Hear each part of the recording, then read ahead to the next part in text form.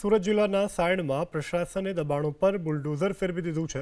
ખારી પાદર વિસ્તારમાં મામલતદાર અને ગ્રામ પંચાયતની ટીમે પોલીસના ચુસ્ત બંદોબસ્તની વચ્ચે સરકારી જમીન પર કરવામાં આવેલા દબાણોને તોડી પાડ્યા છે। છેલ્લા ઘણા સમયથી કેટલાય દબાણકારોએ સરકારી જમીન ઉપર કર્યા હતા દબાણો, જે દબાણોને આજે પ્રશાસનની ટીમે તોડી પાડીને સરકારી જમીન ખુલ્લી કરી છે।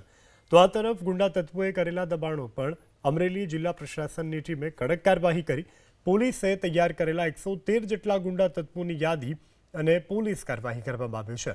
જાફરાબાદ શહેરના સંજય બારૈયા, ઇરફાન ઉર્ફે વસ્તવ થેયમ નામના ગુંડા તત્વોએ ગેરકાયદે ચણી દીધેલા દિવાલ અને પાર્કિંગ પર બુલડોઝર ફેરવી દેવામાં આવ્યો છે।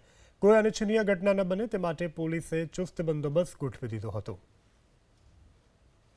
તો બંને દ્રશ્યો અમે આપને બતાવી રહ્યા છીએ। સુરતમાં પણ અસામાજિક તત્વોના ગેરકાયદે દબાણો પર પ્રશાસને બુલડોઝર ફેરવ્યું।